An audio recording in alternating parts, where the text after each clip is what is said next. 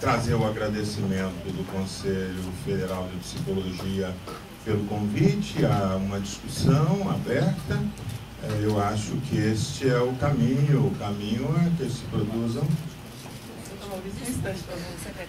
Nesse momento, tenho o prazer de anunciar que o nosso secretário de Justiça, Cidadania e Direitos Humanos, doutor Miro Sena. Por favor, obrigado. Só vai se dividir as pessoas, certo?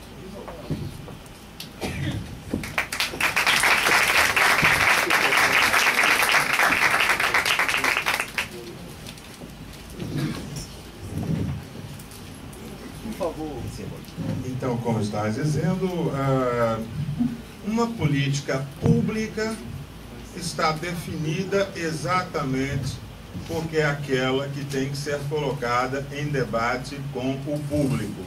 Então, parece que, talvez até um tanto atrasado, nós estamos colocando em debate uma política pública que não foi discutida com o público. Está na hora de se discutir essa política pública com o público.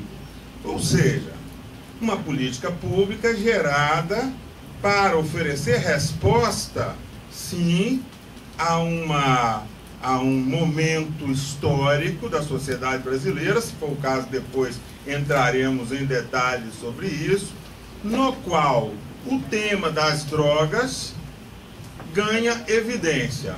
Eu quero me ater a esta ideia de que o que caracteriza o problema das drogas nesse momento é a sua evidência, não é? Eu com isso estou querendo dizer que ele não é um problema pior do que ele já tenha sido, né? Eu estou querendo dizer que ele é um problema que ganhou evidência. E uma evidência que vem trazida pelo fenômeno do aparecimento de uma droga em especial colocada à disposição do mercado de consumo de drogas, que tem características também particulares, muito particulares, do ponto de vista dos seus efeitos, que gera determinadas formas também específicas do seu consumo e que gera também uma determinada, um determinado fenômeno de visibilidade pública do tema das drogas. Eu quero que essas coisas todas fiquem encadeadas no nosso pensamento para que a gente faça justiça ao real problema constituído pelas drogas na sociedade brasileira no presente momento. Eu estou querendo dizer, estou me referindo, vocês já devem ter percebido, estou me referindo ao advento do crack como uma droga disponível no mercado, crack que não é outra droga senão a mesma cocaína que nós já conhecemos há longa data, a mesma cocaína, agora sob uma apresentação para o consumo, né, que traz todos esses aspectos que coloquei para vocês. Então, a primeira coisa importante para a gente fazer, e eu disse isso outro dia para a doutora Paulina, do CONAD, eu faço parte do Conselho Nacional de Política de Droga, e disse que nós temos que tomar muito cuidado com a inflação, porque vocês sabem que durante o tempo que o Brasil viveu sob égide de uma política muito econômica, muito inflacionária, nós tivemos pessoas que ganhavam com a inflação, né? Lucravam muito com a inflação. A inflação é bom negócio, foi bom negócio para muitas pessoas. Então nós temos que tomar também cuidado para que o debate sobre as drogas não seja um debate inflacionado, para que o debate sobre as drogas seja um debate realístico, que a gente possa tratar do tema, não do tema fantasmagórico que cada um traz na sua cabeça, mas do tema realístico. E o realístico não é o que eu vejo, o realístico é que a estatística mostra, o realístico é o que o estudo científico evidencia, as pesquisas epidemiológicas evidenciam.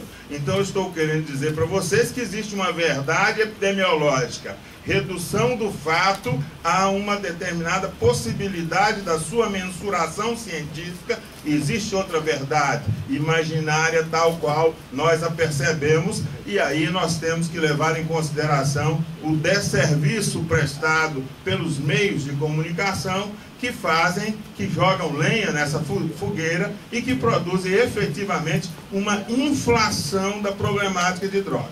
Estou dizendo isso porque é muito difícil discutir a problemática das drogas numa perspectiva inflacionada, porque a inflação justifica muitas coisas. Nós temos provas aí de como muitas coisas foram feitas aí na economia brasileira a título do combate à inflação, inclusive o confisco das poupanças de todos os brasileiros para resolver o problema da inflação, né? Então a inflação justifica que muitas coisas sejam feitas em nome da inflação, em nome da gravidade. Então, nós temos que resolver esse problema para começo de conversa. De que problema falamos? Que tamanho tem esse problema? E eu não estou querendo dizer que o sofrimento de uma família, de 10 famílias ou de 100 famílias seja menos importante do que o sofrimento de 1.000, de 10 mil famílias. Eu estou dizendo onde tem esse sofrimento, nós que trabalhamos com a saúde temos que estar atentos. Então, apenas para efeito do debate que nós vamos fazer sobre o tema de qual é a solução, qual é a resposta social, qual é a resposta assistencial que se deve dar ao tema das drogas, é que essa introdução minha faz sentido, apenas para essa finalidade. Porque trata-se disso, a nossa discussão. A nossa discussão trata-se de que o Conselho Federal de Psicologia, dentro de uma linha que faz parte da sua trajetória nos últimos 15 anos, realizou uma inspeção nacional de direitos humanos nos locais de internação para usuários de droga. Ora, o Conselho Federal de Psicologia realizou isso pela primeira vez, sob inspiração da Comissão Nacional de Direitos Humanos da Câmara dos Deputados, que na época era coordenado pelo deputado Marcos Rolim, do Rio Grande do Sul, que realizou uma primeira inspeção em hospitais psiquiátricos no Brasil e pôde então produzir um relatório sobre uma amostragem de hospitais psiquiátricos.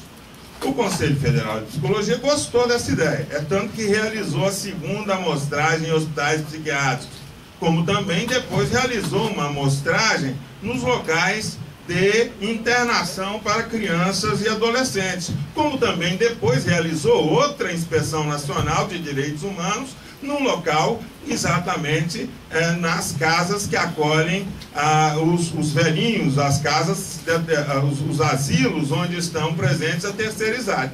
E depois também realizou uma inspeção nacional de direitos humanos nos locais de internação para usuários de drogas. Então, estou querendo colocar isso também em perspectiva. Por quê? Porque o Conselho Federal de Psicologia, ele adquiriu autoridade, inclusive, no cenário da luta pelos direitos humanos, exatamente pela seriedade com a qual conduziu o seu trabalho de fazer vistorias em locais em que as pessoas estão em regime de internação. Ou seja, em que as pessoas estão sob tutela do Estado, ou seja, onde as pessoas ou estão sob tutela do Estado, claramente no caso das locais de medidas de privação de liberdade para adolescentes, ou estão sob a tutela do Estado através dos convênios com o SUS que mantém os hospitais psiquiátricos em funcionamento, ou não estão sob tutela de Estado, mas são beneficiários de alguma forma da ação do Estado, como por exemplo os asilos de idosos que recebem subvenções das secretarias de assistência social, e no caso dos locais de internação para usuários de droga, mais especificamente em instituições, a maioria delas, que não estão não se caracteriza a tutela do Estado, mas existe um questionamento profundo sobre o estatuto jurídico que permite, torna possível a sua existência. Ou seja, tudo é permitido desde que não esteja fora da lei. E, de certa forma, este foi o percurso do Conselho Federal de Psicologia. Perguntar nesses locais onde se faz internação de populações com as mais diversas finalidades, se nós estamos diante de um lugar que está de acordo com a lei, de um lugar que respeita a lei, de um lugar que segue a legislação. Então eu estou com isso, dizendo para vocês que esse foi o objetivo dessa inspeção. Então, essas inspeções, elas têm uma metodologia, me orgulho de ter ajudado a formular essa metodologia, e elas representam um feito muito significativo, porque numa bela manhã de qualquer dia desses, militantes previamente organizados para um trabalho de inspeção se unem com autoridades das mais diversas esferas e realizam simultaneamente. No nosso caso aqui desta inspeção, ela foi realizada no mesmo dia, cobrindo 60 instituições no Brasil inteiro no mesmo dia. Ou seja, é uma amostragem, é um flash, é uma fotografia. Por quê? Porque se fizer no dia seguinte, uma num dia, uma semana depois, corre o risco de que tornando-se público que existe uma inspeção de direitos humanos, os locais recebam maquiagens para que não seja encontrado aquilo que faz parte do seu cotidiano, mas um cotidiano alterado, é aquilo que se chama para inglês ver, né? Então nós não queríamos encontrar locais, por isso que é feito no mesmo dia, simultaneamente, com as equipes previamente organizadas, seguindo um determinado roteiro previamente estabelecido. Neste caso, eu queria dizer para vocês, o atraso não permitiu que eu organizasse aqui, que eu ia mostrar para vocês cenas de ontem no Rio de Janeiro, algumas fotografias de ontem no Rio de Janeiro, onde as autoridades do Rio de Janeiro estão enfrentando o problema do uso das drogas no Rio de Janeiro ontem. Então, essas fotografias eram muito reveladoras, porque elas são fotografias que apontam um policial com uma metralhadora e um agente da assistência social com uma atitude de acolhimento das pessoas no Rio de Janeiro, acolhendo as pessoas para tirá-las de circulação, né? E a matéria na Folha de São Paulo, o governador fala, olha, que a lei, eu não me importo com a lei, eu não vou permitir que as pessoas morram. Então o governador diz assim, eu passo acima da lei porque eu estou defendendo a vida humana. Como eu disse para vocês, é muito perigoso se a gente trabalha com a inflação e se a gente trabalha com realidades pouco claras do ponto de vista da magnitude dos problemas, porque justifica-se qualquer coisa pode ser feita para enfrentar aquele problema. E o governador, o prefeito de São Paulo, do Rio de Janeiro, ontem, ele assumia na Folha de São Paulo que ele é um cara que faz qualquer coisa para enfrentar o problema das drogas. De alguma maneira, o nosso problema é esse. O nosso problema é o que se vai fazer. Então nós estamos entre uma pergunta, o que se deve fazer, como se deve fazer, o que pode ser feito, e a resposta de qualquer coisa vale a pena, porque, afinal de contas, existe risco à vida das pessoas. Só que entre o que se pode fazer, o debate, a discussão, como nesse momento agora nós estamos fazendo, né, a discussão sobre qual seria, por quê? Porque comporta a controvérsia, comporta um lado, outro lado, a diferença de opinião, o debate social, né? Outra coisa é midiaticamente impactar a sociedade com uma realidade fantasmagórica e imputar todas as outras políticas sociais a esta realidade fantasmagórica. Por exemplo, uma segurança pública que atira antes de conversar. uma política de abordagem da segurança pública, onde as forças policiais matam antes de saber e depois dizem, era um problema de drogas. Quanta coisa tem sido colocada na conta das drogas neste morticínio que se faz no estado da Bahia e na cidade de Salvador, e tudo fica acertado, não temos que discutir, está claro que é por causa do problema das drogas. Este é o efeito que um imaginário inflacionado permite. Pois bem, o debate sobre a internação das pessoas usuárias de droga é um desses debates que deve ser feito muito cuidadosamente, muito delicadamente. Eu faço parte do movimento antimanicomial. Há 20 anos atrás diziam para mim que lugar de louco era no hospício e só tinha um jeito de tratar louco, era internando nos hospitais psiquiátricos.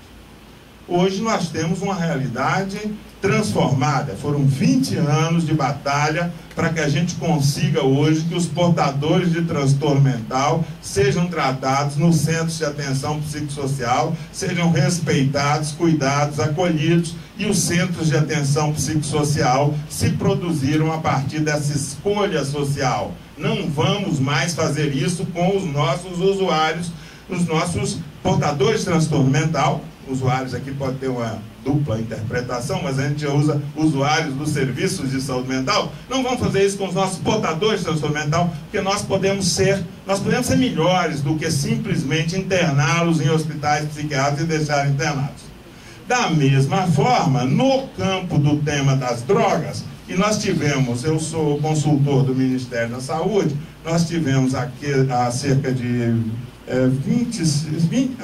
uma segunda-feira como essa, há 3 semanas atrás, nós tivemos um encontro internacional para uma revisão de literatura sobre tratamento para crack. Foi muito interessante, o relatório está sendo produzido e eu posso adiantar uma revisão de literatura profunda, onde trouxemos 2 especialistas internacionais que prestaram esse serviço de fazer uma revisão na literatura. Afinal de contas, o que está escrito, o que os cientistas, o que os professores, os doutores, os pesquisadores estão fazendo sobre tratamento com crack e o que é eficaz, o que não é eficaz, o que funciona, o que não funciona. Vocês entendem que essa deve ser a lógica do Estado? O Estado deve agir a partir de informações muito cuidadosas, porque, afinal de contas, se trata do que o Estado vai oferecer ao seu cidadão. E o Estado não pode oferecer qualquer coisa, na lógica de que o problema é muito grave, então qualquer coisa pode ser oferecida. Pois bem, a visita a esses estabelecimentos, aos estabelecimentos que realizam internação para usuários de droga, ela foi uma visita que nos trouxe uma realidade bastante preocupante, e foi assim que a gente tratou desde o começo. Não estamos falando de todos, não estamos falando de todos os espaços, não visitamos todos, mas os que nós visitamos, nós encontramos realidades bastante problemáticas. Realidades onde o tema da violação dos direitos humanos é uma banalidade, né? Eu posso me referir a uma dessas instituições em que eu estive pessoalmente há coisa de 4 anos atrás e que foram agora de novo, 4 anos depois ela voltou, ela está presente aqui de novo. Né? Em 4 anos ela não mudou nada, aquela mesma realidade que eu encontrei de cozinha, internos cozinhando a céu aberto, carcaças de frango como partindo numa tábua de higiene duvidosa a céu aberto. Essa mesma realidade foi encontrada agora de novo. Então, são determinados locais, vejam só, que merecem um estudo sociológico, porque efetivamente eles têm uma base social de existência. Nós não podemos ignorar. Inclusive, quando a coordenadora aqui falou, a mediadora do debate falou que o Estado se manteve omisso em relação ao tema das drogas, o Ministério da Saúde não teve uma política para drogas, é verdade. É verdade. O problema não estava colocado nessa magnitude, mas já existia um problema. O problema inflacionado ou não já estava posto. E, efetivamente, não parecia um problema de urgência social, que houvesse uma urgência que a sociedade para resolver esse problema.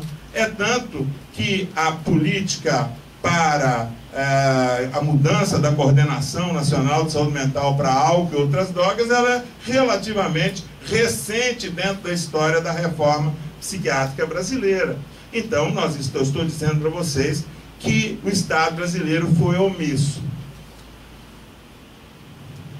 Uma das instituições mais antigas que a gente conhece, nós que somos da saúde pública, conhecemos como instituições sociais parceiras do tratamento de drogas, e é uma instituição muito conceituada, respeitada, criada nos Estados Unidos, que ela tem uma grande respeitabilidade.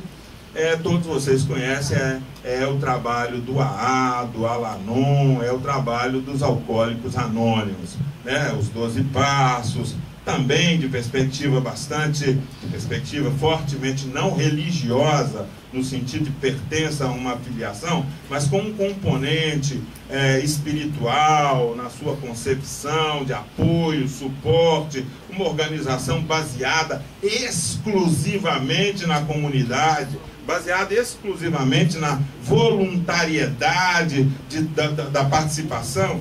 Esta organização, também muito respeitada, ela foi submetida a um certo exame acerca da sua eficácia do ponto de vista de tratamento, e é curioso, porque ela é muito pouco eficaz. Eficaz é o quê? Se você compara o número de pessoas que procuram em busca do tratamento, fazem o tratamento, e a quantidade de pessoas que têm o problema resolvido, né? Então, mas se ela é pouco eficaz nessa regra, do ponto de vista social, do ponto de vista de oferecer suporte social, de oferecer acolhimento social, ela é muito eficaz. Ela é muito importante. Por quê? Porque ela acolhe não só o usuário do álcool, mas acolhe também sua família, suas crianças em relação a esse tema. Então, mesmo que a eficácia clínica do seu tratamento não possa ser definida como positiva, a eficácia social da sua existência a justifica plenamente. Então, eu estou me referindo ao Alcoólicos Anônimos para dar exemplo de que nem tudo que a sociedade produz para organizar a sua relação com a aflição, com o aflito, com esse sentimento de aflição, de um problema que aflige, nem tudo é medicina, nem tudo é serviço de saúde. Então, nesse sentido, é compreensível o lugar das comunidades terapêuticas enquanto instituições produzidas na trajetória da solidariedade social, das relações que produzem laços e pontos de sustentação e de apoio social. Então, também precisa ficar claro que o Conselho Federal de Psicologia, quando faz essa inspeção, ele não está ignorando que essas comunidades possam ter surgido.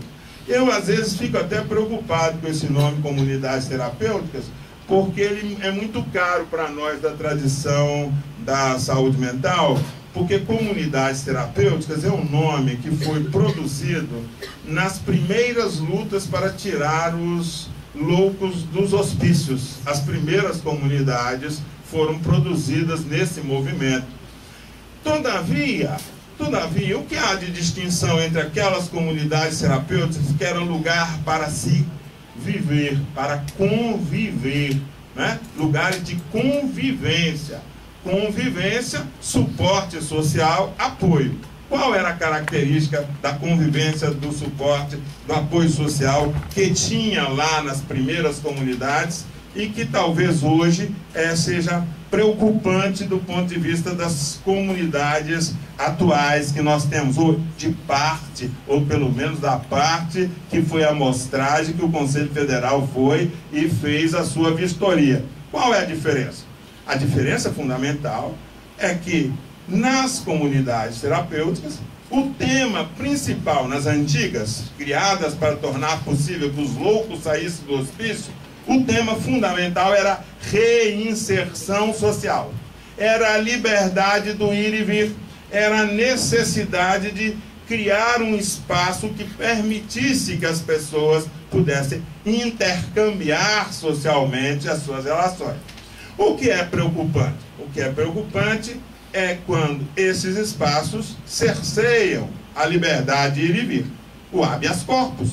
Porque o habeas corpus, a possibilidade de alguém deixar de circular, só tem uma autoridade no Estado de Direito que pode estabelecer, e essa autoridade é o juiz, ouvidas as circunstâncias, as partes, garantido garantido direito de defesa, né? E constituída só nessas circunstâncias. Vejam só nessas circunstâncias alguém pode ser impedido de ir e vir. Não há estatuto jurídico que defenda a internação involuntária de qualquer pessoa, a não ser o estatuto que define a internação compulsória por ordem judicial e a outra internação que está prevista na Lei 10.216, mas obedecido a um critério muito rígido. Primeiro, tem que fazer toda a tentativa de tratar fora do regime fechado. Segundo, tem que estabelecer uma regra para que as pessoas que vão fazer esse tratamento, uma junta médica quase, decida de que esta pessoa não tem mais condição de ser tratada e, portanto, ela vai ser tratada involuntariamente. E, por último, que a Lei 10.216 fala que o juiz, o Ministério Público, que é o representante do direito, seja notificado quando uma pessoa seja internada involuntariamente. Então me parece que as regras que nós temos são boas. As regras dizem que ninguém pode ser privado de liberdade senão pela autoridade judicial. E em circunstâncias que envolvam transtorno mental, que não é extensivo para todo o uso de droga, ainda que juízes estejam fazendo uma lambança, uma misturança, uma incompetência jurídica. Eu posso falar nisso porque ontem nós tivemos isso é importante a gente discutir. Ontem a gente assistiu pela televisão um bom exemplo dos riscos que correm, e nós estamos na Secretaria de Justiça, os riscos que correm a justiça no nosso país nesse momento, né? Ontem nós assistimos 4 ministros, que foi a ministra Rosa Weber, o ministro Ricardo Lewandowski, a ministra Carmen Lúcia, né, fazerem alegações frente ao Joaquim Barbosa, que é o relator do processo, futuro presidente do Supremo Tribunal, futuro presidente do Supremo, que parou, já é, né, eleito já, futuro no sentido de empossar, que parou o julgamento, né, que interrompeu seus colegas que estavam votando diferente de si, para fazer uma arguição de que não estava gostando do jeito que eles estavam votando, já que eles falavam que a Rosa Weber falou, jamais imaginavam formar uma associação para delinquir, uma sociedade céleres, com o objetivo de sobreviver, usufruírem e locupletar com o produto do crime resultante de sua atuação. Eu estou querendo dizer que ontem nós tivemos um belo debate no Brasil sobre o que vale no direito. E nós estamos tendo um julgamento eminentemente político. O julgamento do mensalão é para interferir nos resultados das eleições de domingo agora. A finalidade do julgamento é essa. É tanto que o relator interrompe o julgamento para poder passar pito nos colegas que estão votando, mas os colegas que estão votando votaram dizendo, olha, desculpe, mas a lei não acompanha isso. Se for de acordo com a lei, se não for pela vontade do juiz, se não for pelo preconceito do juiz, se for pelas provas, está errado o que estás fazendo. Então nós estamos discutindo o tema do ir e vir num momento muito oportuno, o direito de ir e vir. O direito de ir e vir. Se o direito de ir e vir no Supremo Tribunal está sendo questionado nesse momento, o direito de ir e vir dos pobres, há séculos que o direito de ir e vir dos pobres não é o mesmo de ir e vir, direito de ir e vir de todos os cidadãos.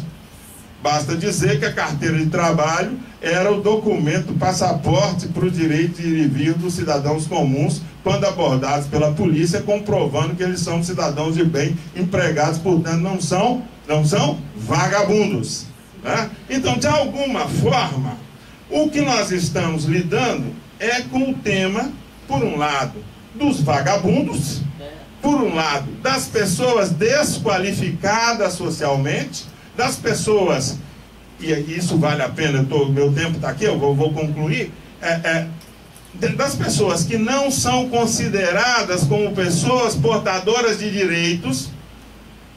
Isso é muito grave, porque eu não vejo um menino engravatado de família rica na população das comunidades que eu visitei para fazer a inspeção. Eu vejo pessoas pobres, muito simples, pessoas do povo. Então, o povo se vira como pode. O encontrado diz de que as comunidades, muitas vezes, impõem o seu viés religioso como condição para que os indivíduos sigam como internos naquele ambiente. As comunidades têm preconceitos, muitas vezes, importantes do ponto de vista da orientação sexual das pessoas que estão ali, do ponto de vista dos costumes das pessoas que estão ali. Algumas comunidades aceitavam indistintamente crianças, contrariando o Estatuto da Criança e Adolescente, que diz que nenhuma criança pode ser internada em um ambiente desse tipo. Enfim, o relatório está aqui, existe a versão em PDF, posso disponibilizar para vocês, e o sincero da discussão é de que existem pontos importantes que violam os direitos humanos na maior parte das comunidades que foram visitadas. Eu não estou dizendo com isso que as comunidades todas sejam assim. Eu não estou dizendo que... Estou dizendo que o Estado da Bahia, por exemplo, deveria manter um cuidado muito grande para não patrocinar espaços que corroborem com a violação de direitos humanos.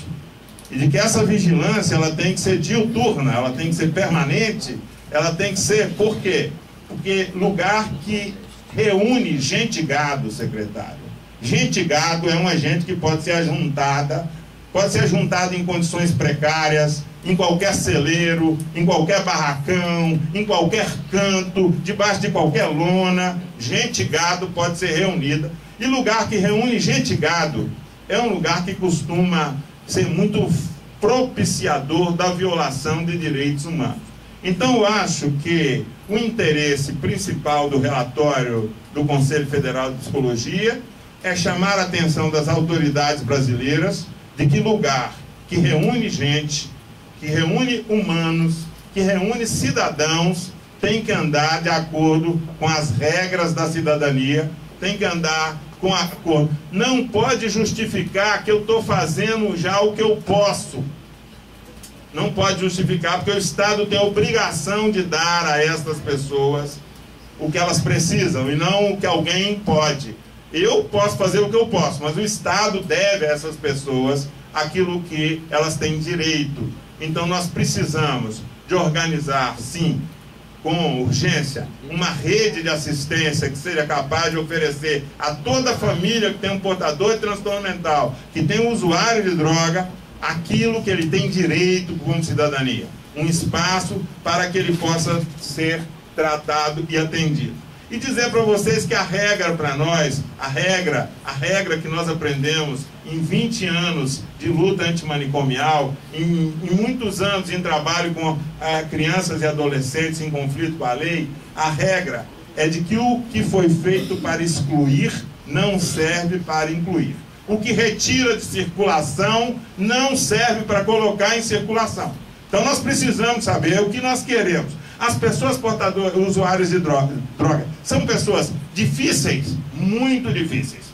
As pessoas usuárias de drogas são pessoas desafiadoras? São desafiadoras.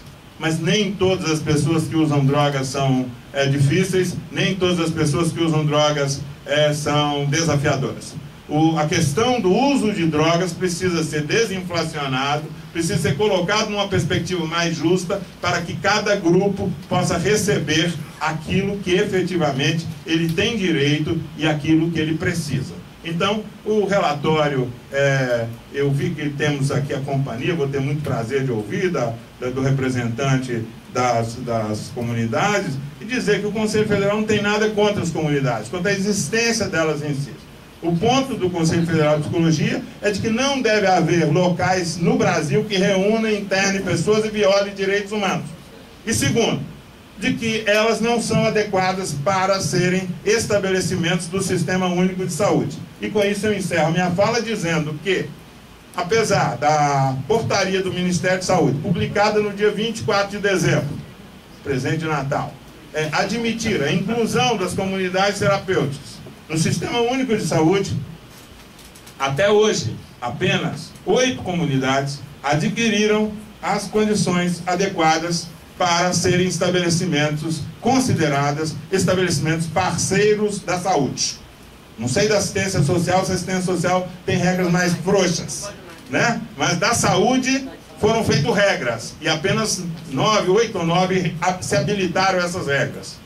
E também o Ministério da Saúde soube abrir um edital para estabelecer apoios financeiros às comunidades terapêuticas, um edital de 100 milhões de reais, e segundo eu soube, nós tivemos 40 candidatas a receber esses recursos e tivemos apenas 4 habilitadas com os documentos mínimos e as características adequadas para poder participar efetivamente de uma política de Estado. Isso deve indicar alguma coisa, de que essas organizações, como organizações populares e sociais, têm uma efetividade, um sentido. Não tem nem por isso, por caridade, pelo amor de Deus, por nada tem direito de violar os direitos humanos.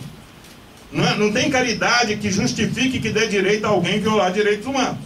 Mas elas têm direito de existir, fazendo aquilo que acreditam, sua obra generosa, de doação, de apoio, tem direito de existir. Mas nós temos dúvidas acerca da sua adequação e pertinência para participar do Sistema Único de Saúde. Então, eu queria 5 minutos, doutor Ronaldo, dizer que eu estou acostumado em participar de debates como esse, tendo como representantes de comunidades terapêuticas, digamos, pessoas menos preparadas do ponto de vista de uma discussão.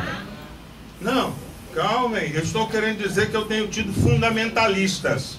Eu tenho tido pessoas que não acreditam e não conversam, não acreditam no diálogo. São pessoas que simplesmente acham que a sua obra divina justifica tudo o que fazem. É disso, eu estou saudando o doutor Ronaldo exatamente pelo caráter esclarecido. Estou dizendo que eu poderia passar 3 horas dialogando com ele sobre esses assuntos. Inclusive, doutor Ronaldo, porque eu coordeno já há 10 anos um laboratório que se chama Laboratório de Estudos Vinculares e Saúde Mental. O meu assunto é o vínculo. O senhor tocou aí no ponto que me interessa. Me sinto muito preparado para fazer discussão sobre o que vincula. A minha discussão desse relatório é que essas instituições são anti-vínculo. Elas são contra-vínculo, essas que foram visitadas. Elas têm vários elementos que contrariam a perspectiva de que essas pessoas possam produzir laços sociais. Elas violam direitos comezinhos. Eu não sei quantas dessas, ou quais dessas, ou se alguma dessas, fazem parte da sua federação.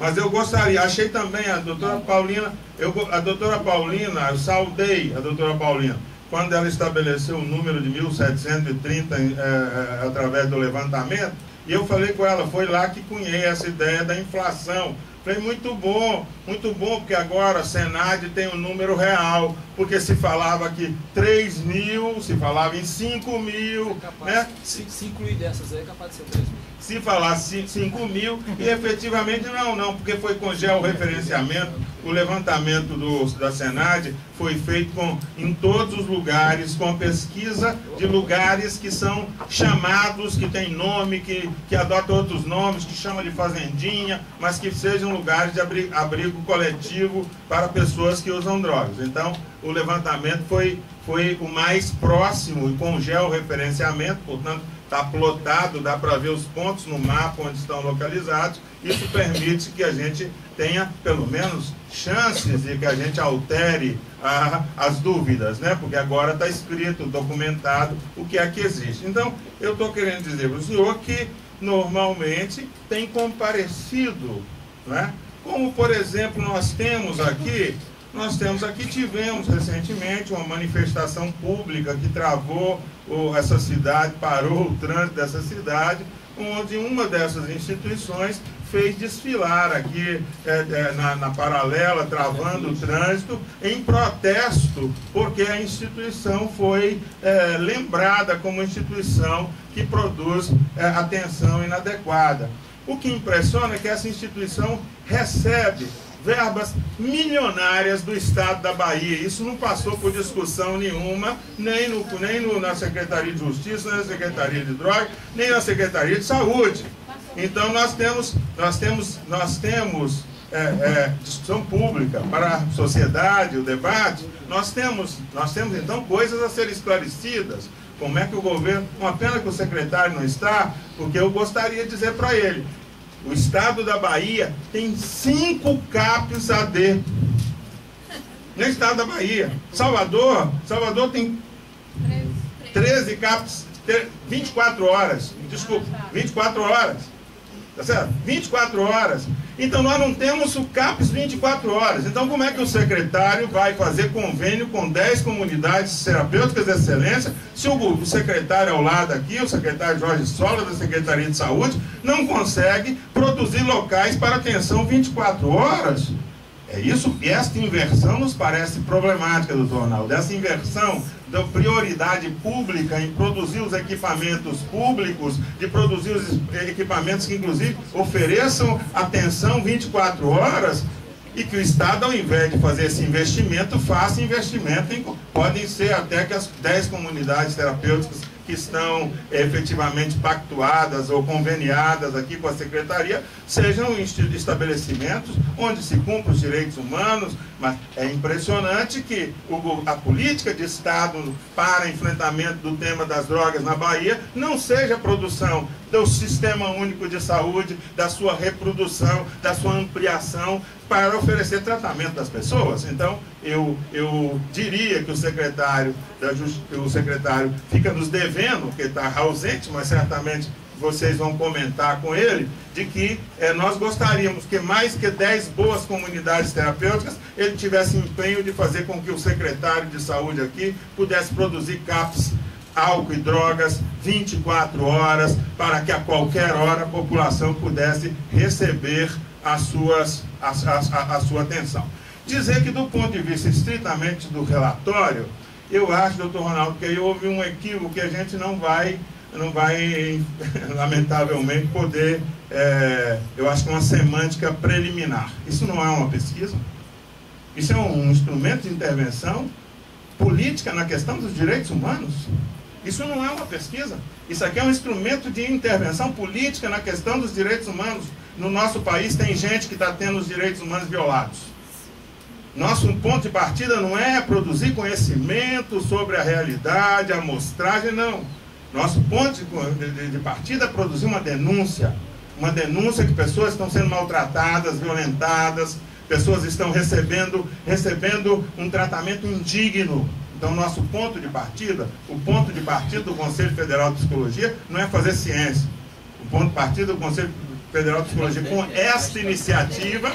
Mas também é fazer ciência. Não, lá não se faz ciência na academia. Eu, como professor da universidade, faço ciência. O Conselho Federal de Psicologia, ele regula e fiscaliza o exercício profissional e intervém nas questões de direitos humanos que lhe parecem importantes para o bem-estar da sociedade brasileira. O que foi feito com os psicólogos que atuavam nessas instituições?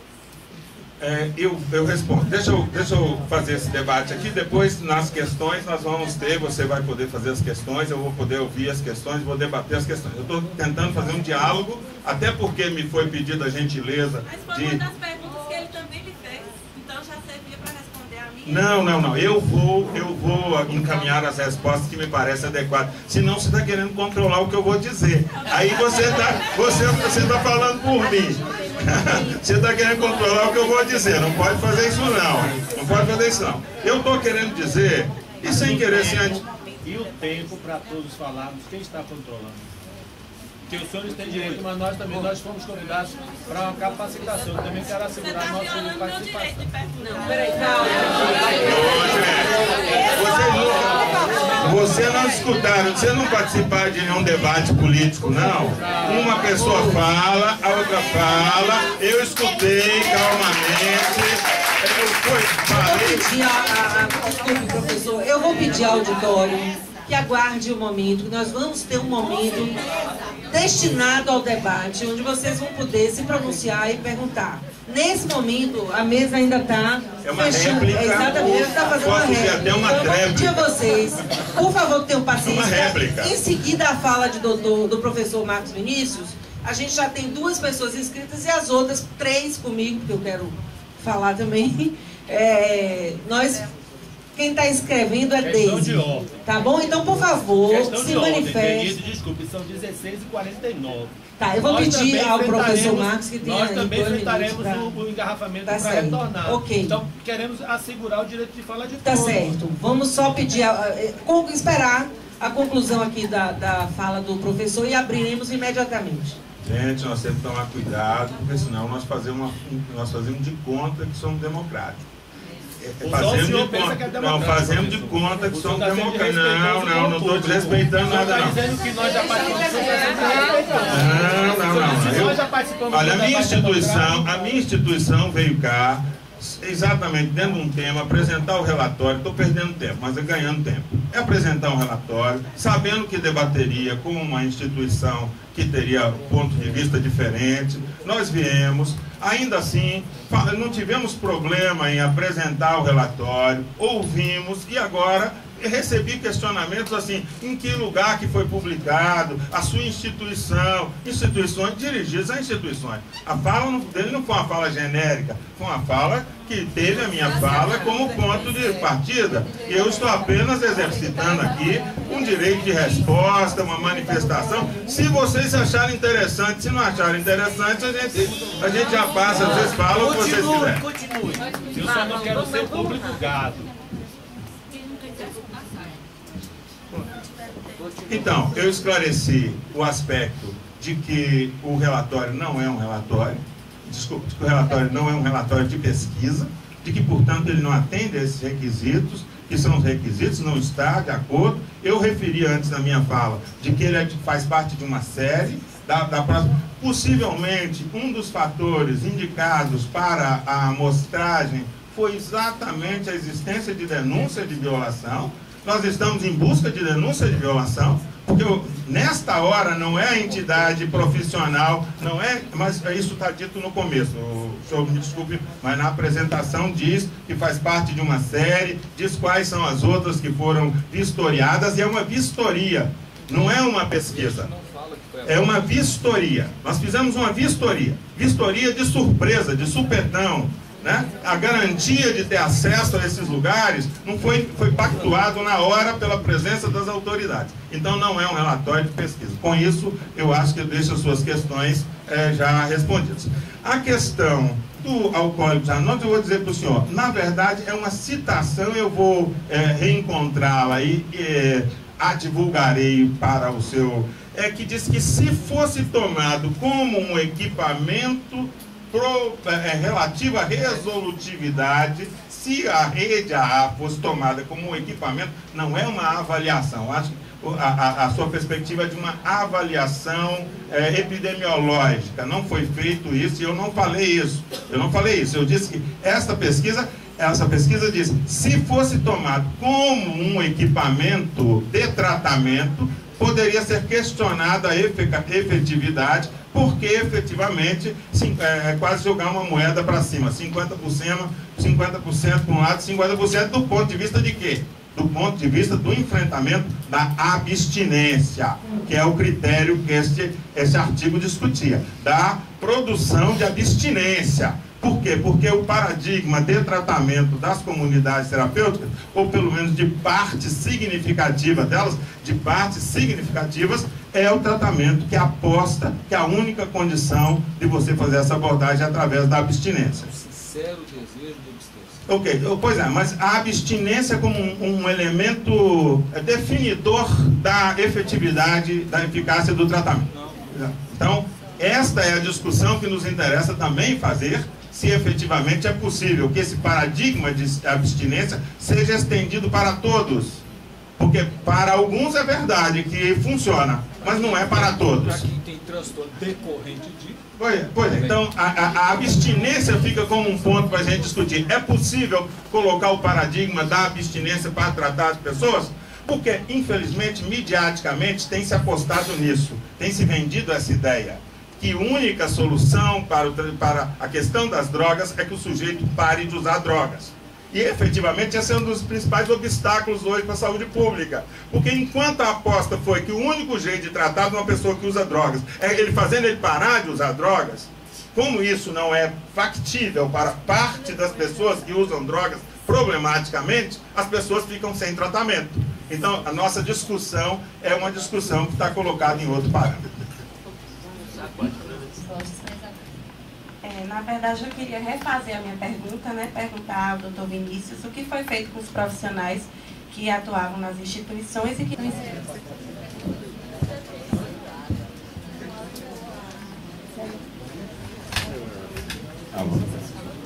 Muito bem.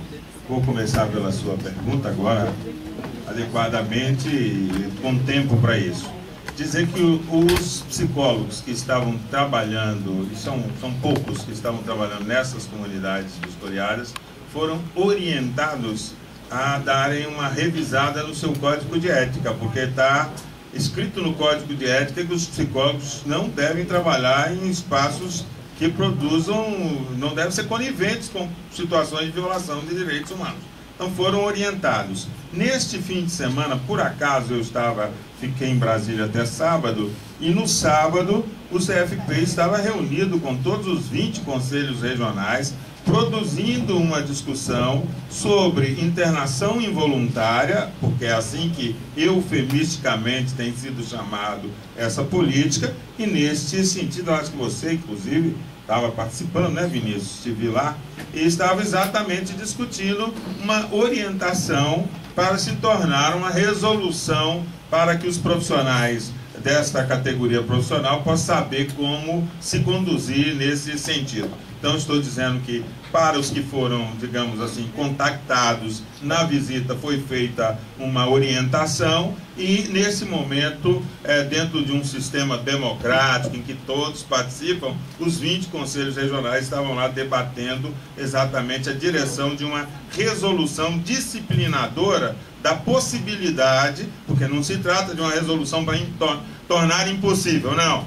Existem esses espaços, pode ser que profissionais queiram trabalhar nesse espaço, se eles forem espaços que preservam os direitos humanos, que preservam os princípios éticos, é apenas uma forma de atender, mais um espaço onde um psicólogo pode ser útil. O que nós não estamos concordando é de que esses espaços possam ser espaços onde ocorram violações de direitos humanos. Então não se trata de ser contra a comunidade terapêutica, não se pode ser um espaço que viola direitos humanos, e nós somos contrários ao financiamento pelo Sistema Único de Saúde, já que nós entendemos que é uma concorrência de lógicas do ponto de vista da lógica do SUS, da saúde pública, com as lógicas que às vezes estão presentes nessas comunidades. A outra coisa é dizer, a intersetorialidade, claro, essa é a perspectiva.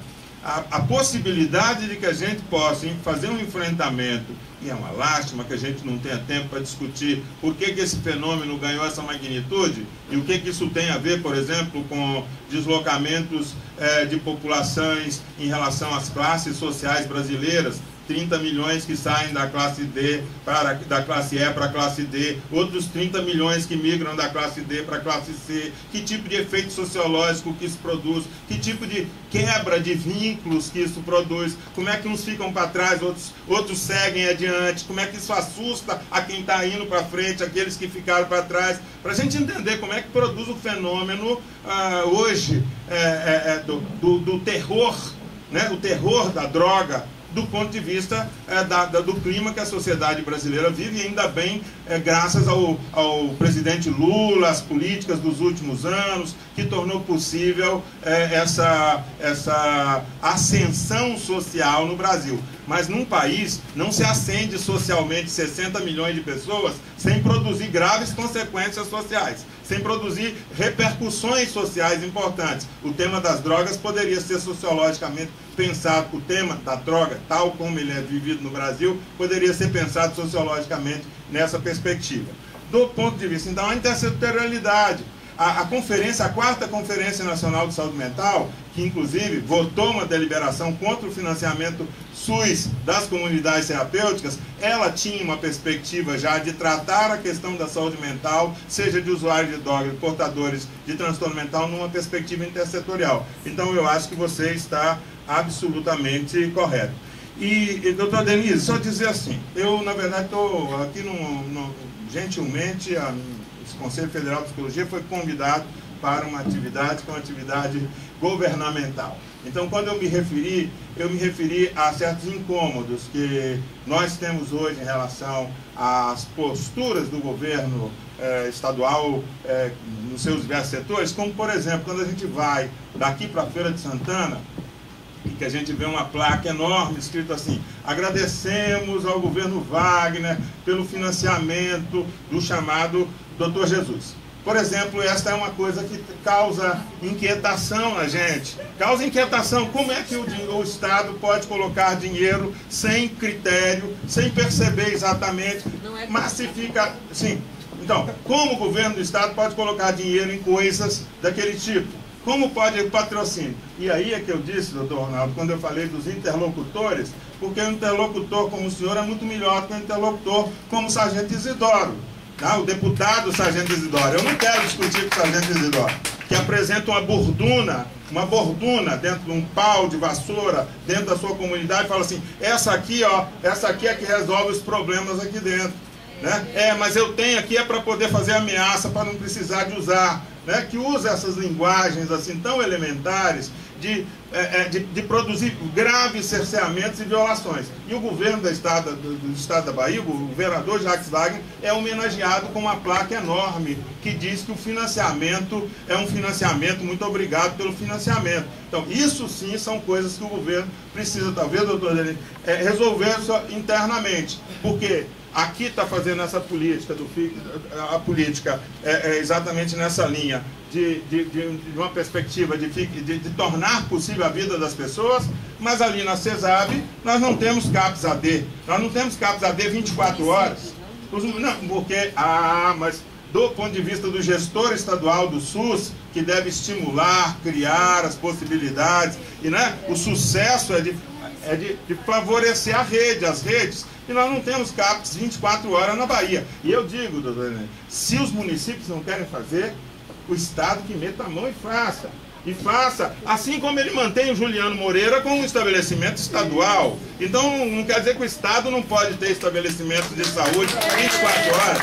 Como ele mantém um CAPS 24, ele mantém um CAPS AD numa relação de ter apoiado a criação de um CAPS AD, o único que tem, que funciona 24 horas. Então, estou querendo dizer assim, na verdade tem uma contradição entre as políticas, a política da CESAB, a política da Justiça e a política da assistência social. Eu acho que isso aí que nós precisaríamos de pensar para que nós não tivéssemos esse tipo de contradição na política. Deixa eu só... Eu queria, antes de tudo, rapidinho, parabenizar pelo evento, parabenizar a mesa, né? Eu acho que é um debate assim, de um ótimo nível, pena que o tempo não vai dar para a gente explorar mais, mas eu queria fazer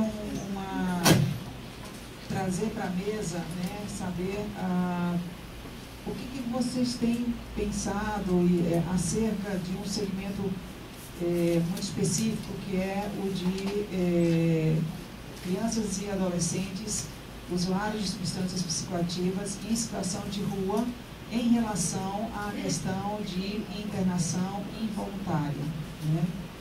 Então, assim, eu não vou me estender muito, poderia até problematizar isso, porque temos enfrentado isso, não tem sido uma questão fácil para nós aqui, e está muito concreta nesse momento, muito presente, a gente está se deparando com isso no nosso dia a dia, e aí eu queria ouvir um pouco o que a mesa poderia falar a respeito disso, né?